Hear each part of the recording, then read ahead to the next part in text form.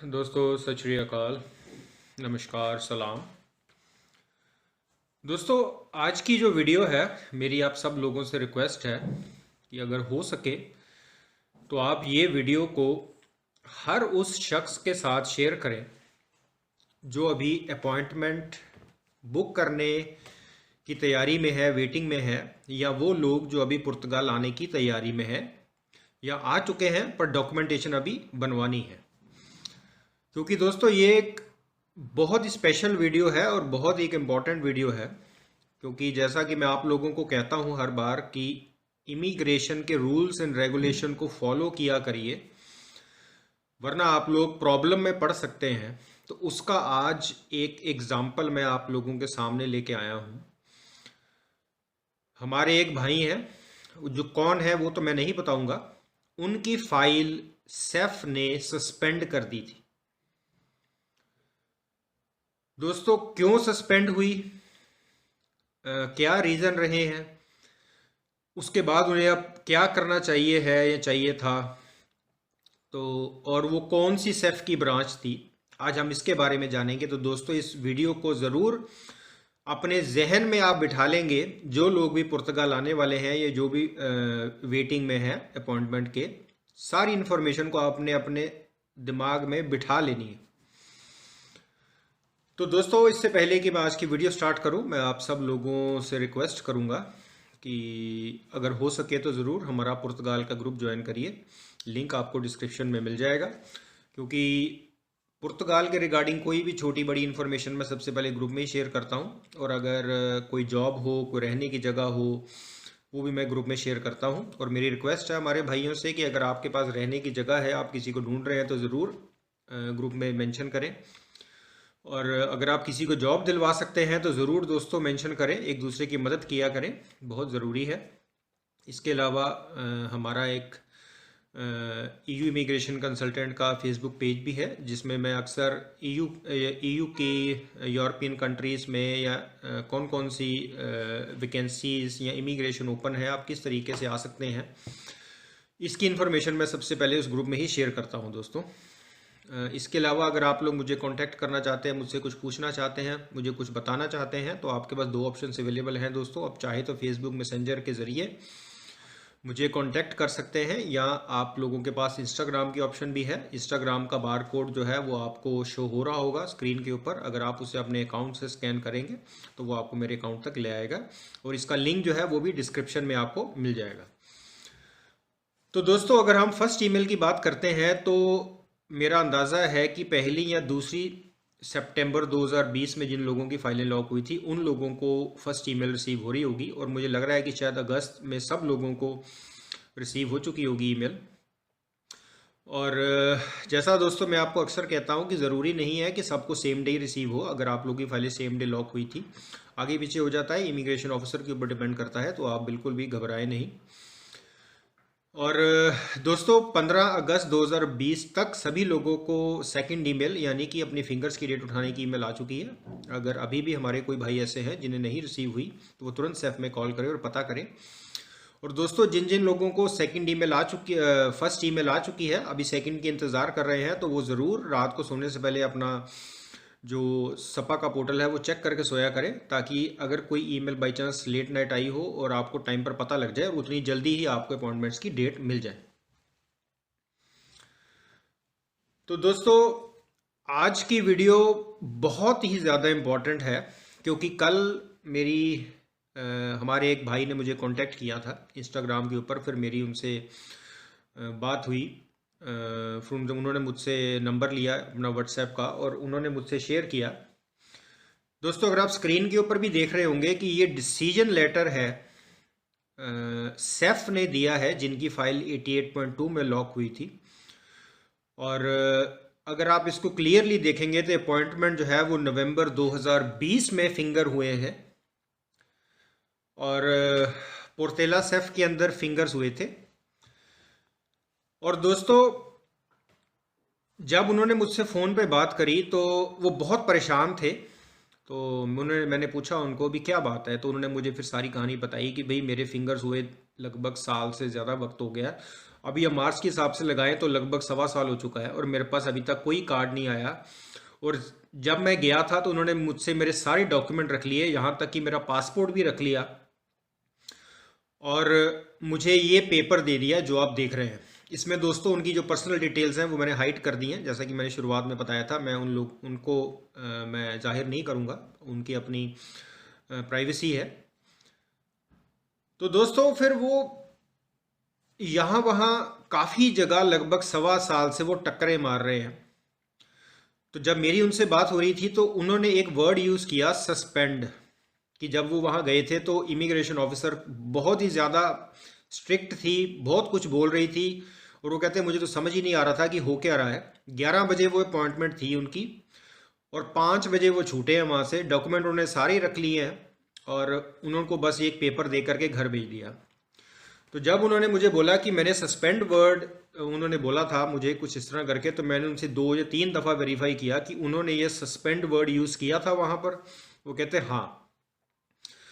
तो फिर मैंने उन्हें कहा कि मुझे आप अपना लेटर भेजें एक बारी, मैं फिर हम डिस्कस करते हैं कि क्या प्रॉब्लम है। तो जब लेटर आया तो दोस्तों अगर आप इस लेटर को गौर से देख रहे होंगे तो इस लेटर के अंदर आर्टिकल 38 लगा हुआ है।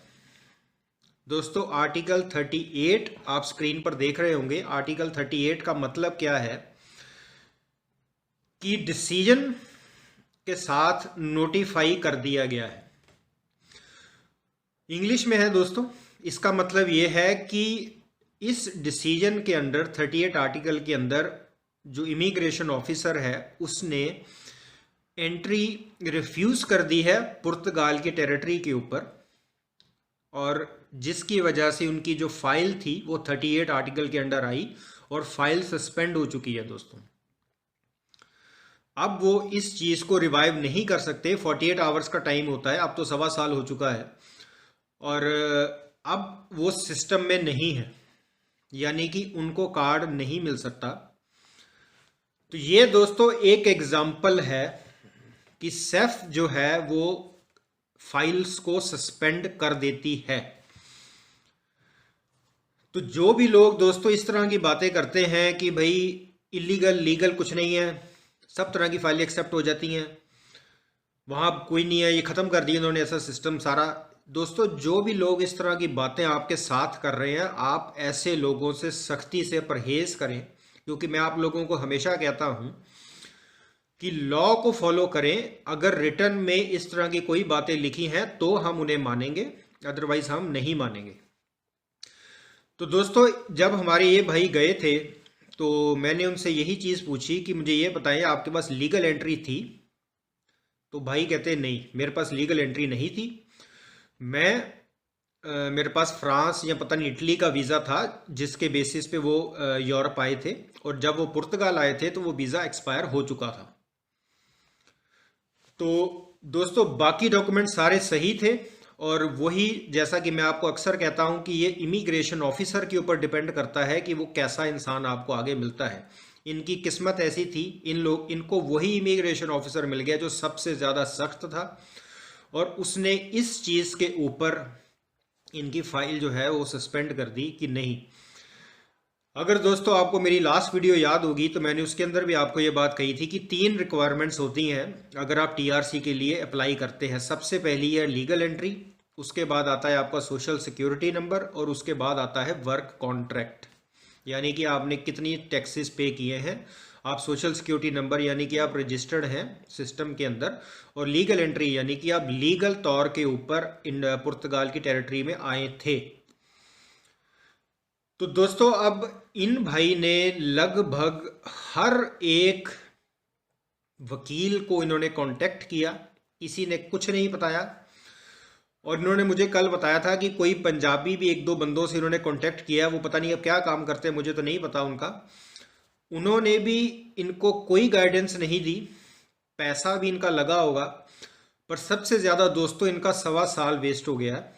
और सबसे बड़ी प्रॉब्लम ये थी कि जिन लोगों के बीच ये रहते थे वो सभी लोग उनको अपने हिसाब से चीज़ें बता रहे थे। कुछ नहीं होता, कुछ नहीं होता, सब हो जाएगा, वो सस्पेंशन ही होती है, वो हटा देते हैं, वो आ जाएगा, तू फलाने वकील को मिल ले, वो ये कर देगा, वो कर देगा। तो दोस्तों जब उन्होंने ऑलरेडी आर्टिकल 38 लगा दिया था, इसका मतलब फाइल सस्पेंड हो चुकी है। तो ऐसे लोगों ने उनका ऑलमोस्ट 1.25 साल वेस्ट कर दिया। कल मेरी उनसे बात हुई है, जैसे ही मैंने देखा मैंने उनको सीधी बात यही कही कि भाई आपकी फाइल सस्पेंड हो चुकी है, उसी दिन सस्पेंड हो गई थी। अब आप अगर ट्राई करना चाहते हैं तो हमें दूसरे ऑप्शंस देखने होंगे। तो दोस्तों मैं आप लोगों को कोई डरा नहीं रहा। मैंने आपको पहले भी कहा है कि जानकारी पूरी रखा करिए अपने पास, लॉ को फॉलो किया करें। लॉ जो कह रहा है हमें उसके अकॉर्डिंग चलना होगा। अगर गलती से हमारी अपॉइंटमेंट कहीं इस तरह की इमिग्रेशन ऑफिसर के साथ हो गई तो वो छोटी छोटी चीज़ों का भी इशू बना करके प्रॉब्लम क्रिएट हमारे लिए कर सकता है। तो दोस्तों अब इसके अंदर इनके पास सल्यूशन क्या है, और जो अभी अपॉइंटमेंट बुक कर रहे हैं या जिन ऐसे लोगों के पास लीगल एंट्री नहीं है तो उनके पास क्या सल्यूशन है इस चीज़ का।